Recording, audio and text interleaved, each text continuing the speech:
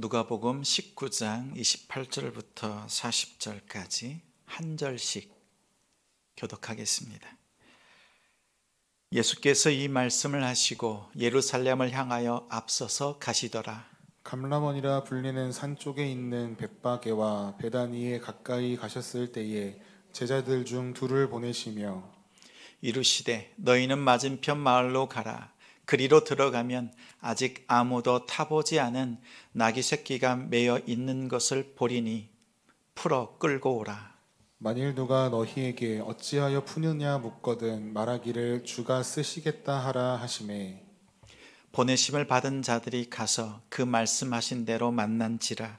나귀 새끼를 풀 때에 그 임자들이 이르되 어찌하여 나귀 새끼를 푸느냐 대답하되 주께서 쓰시겠다 하고 그것을 예수께로 끌고 와서 자기들의 겉옷을 나귀 새끼 위에 걸쳐놓고 예수를 태우니 가실 때에 그들이 자기의 겉옷을 길에 펴더라. 이미 감람산 내리막길에 가까이 오심에 제자의 온 무리가 자기들이 본 바 모든 능한 일로 인하여 기뻐하며 큰 소리로 하나님을 찬양하여 이르되 찬송하리로다. 주의 이름으로 오시는 왕이여 하늘에는 평화요 가장 높은 곳에는 영광이로다 하니 무리 중 어떤 바리새인들이 말하되 선생이여 당신의 제자들을 책망하소서 하거늘 대답하여 이르시되 내가 너희에게 말하노니 만일 이 사람들이 침묵하면 돌들이 소리 지르리라 하시니라. 아멘. 요즘 시대에 무슨 왕입니까? 요즘 시대에 무슨 왕입니까? 라는 제목으로 말씀 전하겠습니다. 봄입니다. 봄이 왔습니다. 벚꽃이 활짝 피었습니다. 벚꽃 구경 다녀오셨나요? 이 분위기는 처음에 아주 밝게 살려보려고 애쓰는데 멀리 가지 않더라도 가까이에 있는 호수공원이나 또 아파트 근처에 나가보면 꽃이 많이 피어 있습니다. 봄 기운도 느끼고 따뜻한 햇살을 쬐면서 하나님이 만드신 만물들을 누리는 우리가 되길 바랍니다. 꽃이 그냥 피는 것 같지만 그냥 피지 않습니다. 자신만의 생존 전략이 있습니다. 장미나 동백 이런 꽃들은 큰 꽃을 피웁니다. 몇 송이 안 되지만 크게 꽃을 피우고 오랫동안 피어 있습니다. 오랫동안 피면서 벌과 나비가 오가면서 꽃가루 바지를 합니다. 그래서 이런 꽃들은 가늘고 길게 피어 있습니다. 한편 벚꽃은 짧고 굵게 핍니다. 대신에 작은 꽃들 한꺼번에 많이 활짝 피웁니다. 그래서 우리는 놀라지요. 방금 어제까지만 해도 꽃이 없었는데 오늘 활짝 핀 꽃을 보면서 놀라기도 합니다. 이렇게 활짝 피어서 지나가던 벌과 나비의 눈을 사로잡습니다. 그리고 꽃가루 바지를 짧고 굵게 합니다. 이것이 벚꽃의 생존 전략입니다. 예수님은 벚꽃을 닮았습니다. 짧고 굵게 피는 인생이었습니다. 30살에 청년 랍비가 되었습니다. 율법 선생이 되었습니다. 12 제자를 불러 세웠습니다. 3년 동안 가르쳤지만 정작 자신의 정체에 대해서는 철저하게 감추셨습니다. 귀신을 쫓아냈지만 숨으셨고 병든 자를 고치셨지만 또한 사람들에게 알리지 말라고 당부하기까지 했습니다. 그러던 중에 33번째의 유월절을 맞이할 때 32번째 유월절을 맞이할 때까지는 평범한 유월절을 보내셨지만 33번째 맞이한 유월절이 되자 전략을 바꾸셨습니다. 유월절은 지금으로부터 약 3,500년 전에 이스라엘 백성들이 출애굽한 사건으로부터 시작되었습니다. 지금까지도 유대인들의 정체성 하면 유월절 말할 수 있습니다. 가장 중요하게 여기는 절기이자 성대한 봄 축제입니다. 유월절이 되자 예수님은 벚꽃처럼 활짝 자기의 정체를 펼치십니다. 한순간에 만천하에 자신이 누구인지 드러내시기를 기뻐하셨습니다. 유월절을 앞둔 마지막 일주일, 이 시간을 통해서 갑작스럽고도 놀라운 방법으로 자신의 정체를 드러내십니다. 구약의 예언대로 나귀를 타고 예루살렘으로 입성하셨습니다. 화면을 보고 스가랴 9장 9절 말씀을 함께 읽겠습니다.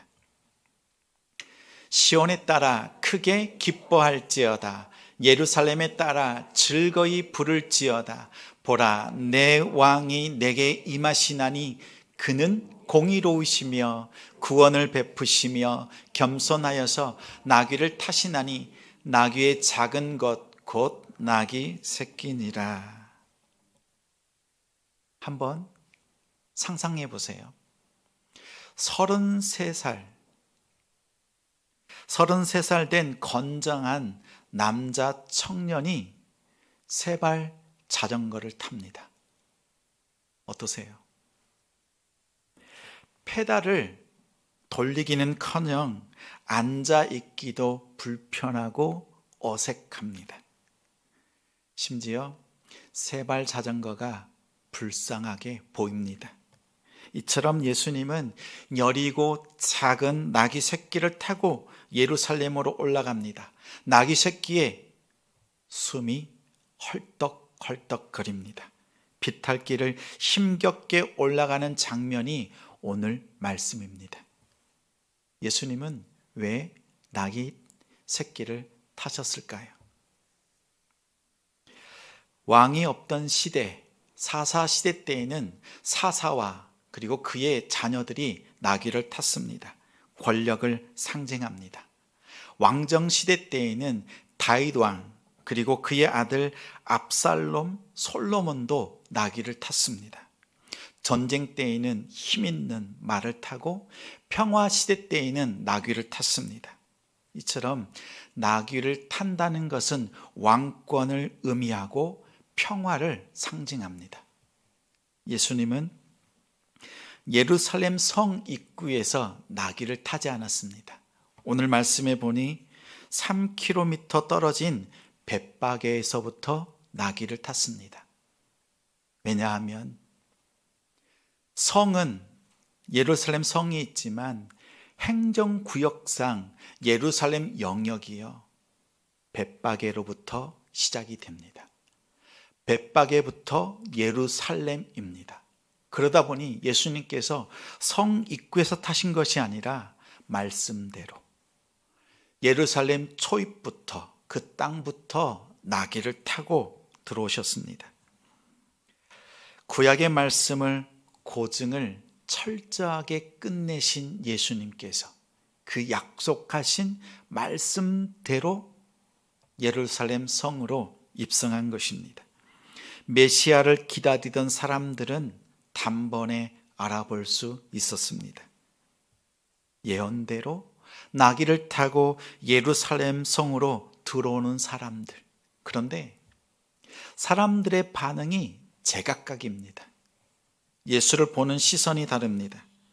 37절에 제자들은 온 무리들이 자기들이 본 바 모든 능한 일로 인하여 예수님을 바라봅니다.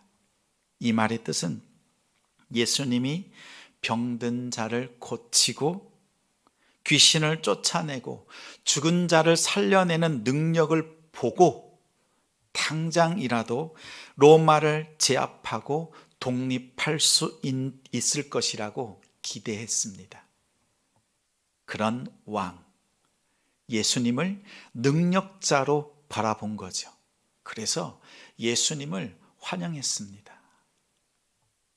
대제사장과 종교 지도자들은 예수님의 가르침이 새롭고 권위 있는 말씀으로 느껴졌습니다. 그러나 모세의 가르침을 거부하고 자신들의 기득권을 침해하는 예수를 바라보면서 자신들과 결이 다른 사람, 다른 길을 걷는 이단자로 내몰았습니다.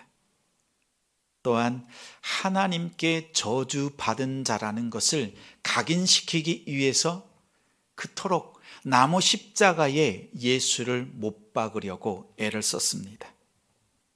로마 관리자들은 나귀를 타고 입성하는 예수님을 보면서 별 볼 일 없는 사람이라고 치부합니다. 무능력한, 아무 세력도 없는 삼류 정치범 정도로 생각했습니다. 왜냐하면 군사들을 대동하면 함께 싸울 사람들도 없고 따르는 군중들은 쉽게 흩어집니다. 그가 가르쳤던 제자들조차도 그 예수를 버리고 떠났습니다. 그러니 로마를 위협할 만한 대상으로 보질 않았습니다. 예수님을 보는 시선이 다 다르고 제대로 예수님을 보는 사람들이 없었습니다. 여기에 예수님의 슬픔, 예수님의 고통이 이곳에 담겨 있습니다. 자기 백성을 위해서 왕으로 오셨지만, 직접 이 땅에 오셨지만 정작 알아보는 사람이 없습니다. 아니, 왕이 없는 것이 아니라 자기 백성들이 다른 왕을 섬기고 있습니다. 다른 왕에게 매여 있고 다른 왕의 다스림을 받고 있는 모습을 보면서 슬퍼하셨습니다. 2년 전에 대통령 선거를 앞두고 TV 토론회에서 윤석열 대통령이 손바닥에 왕자를 써서 TV 토론회에 나왔고 그것 때문에 많은 논란이 일었습니다. 사람들의 반응이 제각각이었습니다. 아니, 요즘 시대에 무슨 왕이지? 지금이 중세 시대인가? 이런 성토들을 했습니다. 요즘 시대에 무슨 왕이 있습니까? 저는 이 말을 곰곰이 묵상해 보았습니다. 정말 왕이 없나? 우리 삶 속에 왕이 없나 생각해 보았습니다. 그런데 그 누구도 예외 없이 왕을 섬기고 있습니다. 이렇게 말씀하신 분이 있겠죠? 목사님, 저는 왕이 없습니다. 여러분의 표정을 보니 그렇습니다. 요즘 시대에 무슨 왕입니까? 이렇게 말하지만 가만히 들어보십시오. 요즘 왕은 왕관을 쓰질 않습니다. 왕관이 없지만 여러분을 다스립니다. 여러분을 묶고 여러분이 매여 있는 것, 여러분을 속박하고 여러분에게 영향력을 행사하는 것들이 있습니다. 그것들은 왕관을 쓰고 있지 않을 뿐 여러분에게 왕의 행세를 합니다. 여러분이 그것들을 왕으로 모시고 있습니다. 혹시 생각나는 것이 있습니까? 여러분에게 영향력을 끼치고 여러분을 얽매고 여러분을 메고 있는, 여러분을 붙잡고 있는 것들. 어떤 사람은 성공에 매여 있습니다. 인생의 성공, 그것을 위해서 모든 것을 겁니다.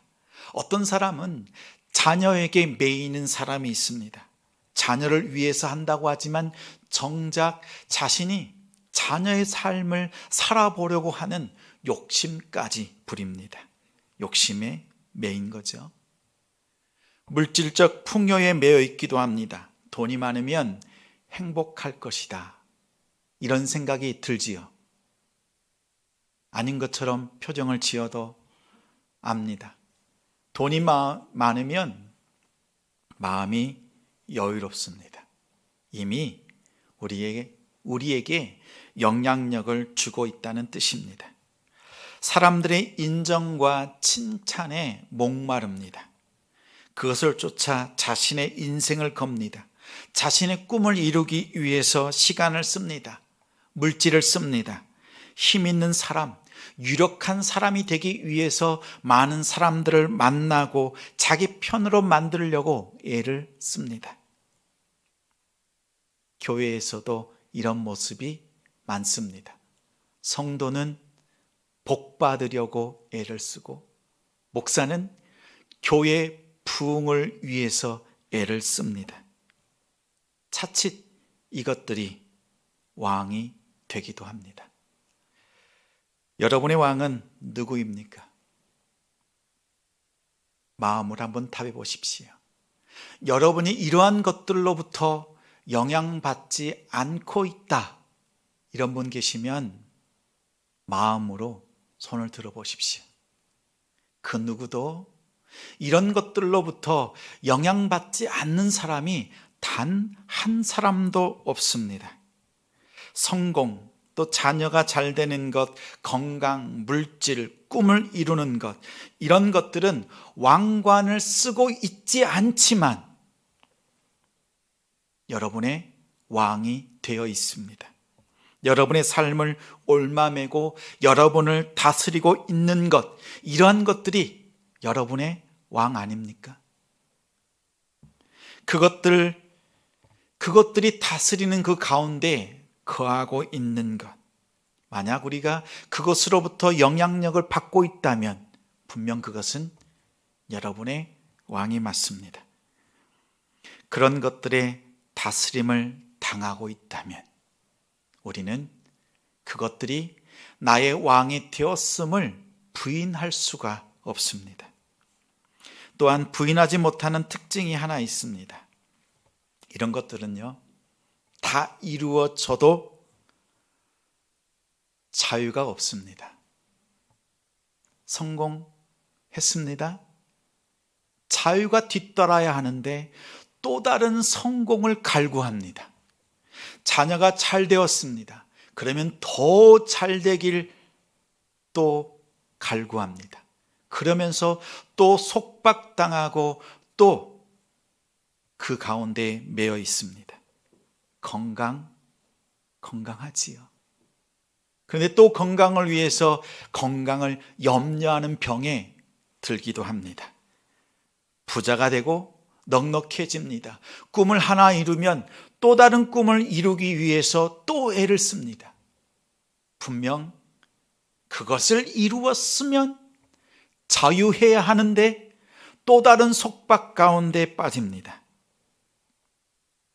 아무리 벗어나려고 해도, 노력해도 참 자유를 누리는 방법을 찾을 길이 없습니다. 지금까지 여러분의 삶을 한번 돌아보십시오.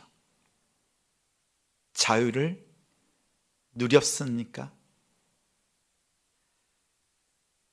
자유하던가요?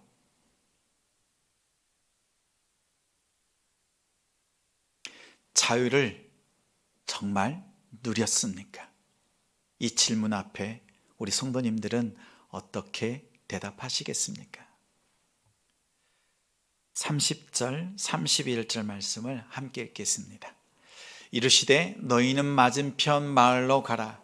그리로 들어가면 아직 아무도 타보지 않은 나귀 새끼가 매어 있는 것을 보리니 풀어 끌고 오라.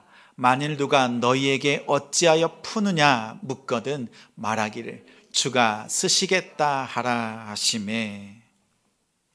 예수님은 나귀를 풀고 오는 이 일을 통해서 모세의 사명과 유월절을 재현하고 계십니다.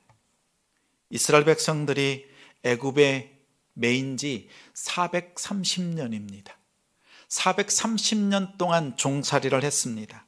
오랫동안 노역으로 인해서 눈물과 고통, 그 아픔이 하나님께 상달되었습니다. 하나님께서 어린 양의 피로 그들을 구원하시기를 기뻐하셨습니다. 바로와 애굽에 매여 있던 자기 백성을 풀어서 광야로 인도하셨습니다. 자기 백성을 구원하시고 그들에게 참 자유를 주시고 자기 백성들에게 예배 받으셨습니다. 이것이 유월절입니다. 이처럼 예수님은 매여 있는 나귀의 결박을 푸시고 끌고 오라고 말씀하십니다. 그리고 주가 쓰시겠다 말씀하셨습니다. 기억하십시오. 매인 것을 푸시고 이끌어내시는 것, 나귀를 끌고 오는 이 행위를 통해서 하나님께서 왕으로, 아니 예수님께서 왕으로 오셔서 자기 백성을 매여 있는 것을 푸시고 자유함으로 인도해 내시는 그 역사를 예수님께서 직접 보여주고 계신 겁니다. 제자들에게 그 일을 사명으로 보여주셨습니다. 그리고 38절에 이렇게 고백합니다. 제자들의 찬양이지요. 함께 읽습니다. 이르되 찬송하리로다. 주의 이름으로 오시는 왕이여. 하늘에는 평화요 가장 높은 곳에는 영광이로다. 이 노래는요, 시편 118편 말씀입니다. 예루살렘으로 올라오는 방문자들, 순례자들이 간절히 부른 노래입니다. 요세푸스의 유대인의 전쟁사에 따르면 당시 네로 황제 때 6월절에 올라왔던 순례자들이 270만 명 정도 되었다고 합니다. 이들이 하나님 앞에 이 성전에 올라오면서 하나님의 선하신 구원의 뜻이 자신들의 땅에 임하기를 간절히 원하며 기도하고 노래했던 그 노래, 이 노래를 나귀를 타고 오시는 예수님을 향해서 불렀습니다. 예수님은 하늘의 평화를 아십니다. 이 땅에 사는 사람 중에 하늘의 평화를 아는 사람은 단 한 사람도 없습니다. 하늘의 평화를 이루신 예수님께서 그 평화를 가지고 이 땅에 오셨습니다. 그리고 이 평화를, 이 평강을 여러분에게 주시기를 원하십니다. 진정한 왕으로서 여러분에게 이 평강을 부어주시기를 원하십니다. 죄에 매여 있는 영혼, 사탄에게 묶여 있는 영혼, 자신의 피로 십자가로 용서하시고 참 자유를 주시기 위해서 6월절 어린 양으로 오신 분이 바로 예수 그리스도입니다. 그 예수님이 나귀 새끼를 타고 여러분을 바라보시면서 이렇게 말씀하십니다. 너의 왕을 바꾸어라. 내가 너를 구원하였고 내가 너를 자유케 하였노라. 너는 나로 인하여 자유하라. 너는 내 안에서 자유하라. 예수님이 사람들의 비난과 오해, 그들의 도전 앞에서 십자가의 고난을 각오하시면서까지도 예루살렘으로 입성하신 이유가 바로 이것입니다. 잠든 영혼, 세상에 취해 있는 영혼, 죄에 빠져 있는 영혼, 여러분을 구원하시기 위해서 이 땅에 오셨습니다.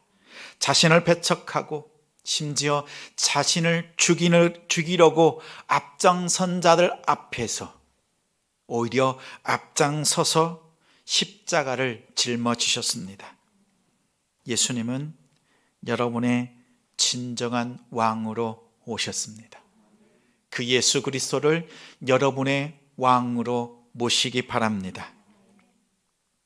이번 주 고난 주간을 보내고 다음 주에는 부활 감사 예배를 맞이합니다. 그래서 초대장을 준비했습니다. 부활 감사 예배로 초대합니다. 모시는 말씀. 모든 인생이 죽음에 순응할 수밖에 없습니다. 예수님의 십자가의 죽음도 그렇게 끝나는 줄 알았습니다. 그러나 십자가를 통해 당신의 모든 죄를 용서하셨습니다. 또한 의롭게 하심으로 죽음을 이기시고 부활하셨습니다. 예수님은 사망을 역행하셨습니다. 예수님의 부활을 믿는 자에게 부활의 산 소망을 선물로 주시는 예배의 자리로 여러분을 초대합니다. 이 초대에 응하는 성도님들이 되시길 바랍니다. 또한 예수님을 알고도 예배치 않는 영혼들, 또 예수님을 모르는 영혼들을 찾아가서 이 초대 카드를 펼치시고 예배의 자리로 초대하는 성도님들이 되시기를 바랍니다. 내 인생 모든 것을 걸 만한 사건이 있습니까? 여러분의 모든 것, 여러분의 삶을 걸 만한 사람이 있습니까? 있어요, 없어요? 있습니다. 단 한 분 있습니다. 예수 그리스도입니다. 그분을 여러분의 왕으로 모시기 바랍니다. 저를 따라서 함께 고백하겠습니다. 예수는 나의 왕. 예수는 나의 왕. 나의 왕. 예수 그리스도. 나의 왕. 예수 그리스도. 꽃은 2번 핍니다. 나무에 달려서 꽃을 피우고 땅에 떨어져서 그 꽃을 한 번 더 피운다고 합니다. 땅에 떨어져 있는 꽃을 보면서, 활짝 핀 꽃을 보면서 사람들은 나뭇가지 위에서 또 땅에서 2번 꽃을 바라봅니다. 예수님은 고난 주간에 나무 십자가에서 죄 사함, 죄 용서의 꽃을 피우셨고, 땅에 떨어져 빈 무덤에서 부활의 꽃을 피우셨습니다. 이 모든 것이 여러분을 위한 하나님의 사랑입니다. 예수 그리스도를 왕으로 모시고 죄 사함, 죄 용서를 통해서 참된 자유, 참된 구원을 누리면서 부활의 소망으로 살아가는 남동탄 지성교회 성도들이 되시기를 주님의 이름으로 축원합니다. 함께 기도하겠습니다. 제가 기도합니다. 하나님 감사합니다. 세상의 왕으로 삼을 만한 것들이 많습니다. 우리의 마음을 유혹하고 시선과 우리의 삶을 송두리째 유혹하는 것들이 많습니다. 오늘 예수님께서 나귀를 타고 우리에게 말씀해 주시는 것, 그것들이 너희에게 자유를 주더냐? 정말 너희에게 자유를 주더냐? 이 말씀 앞에서 예수님을 바라보는 우리가 되도록 도와주옵소서. 우리에게 참 구원과 기쁨을 주시는 예수 그리스도를 나의 왕으로 모시고 예수 그리스도 안에서 참 기쁨을 누리고 참 자유를 누리고 참 행복을 누리는 우리 성도들이 되도록 붙잡아 주옵소서. 예수님의 이름으로 기도합니다. 아멘.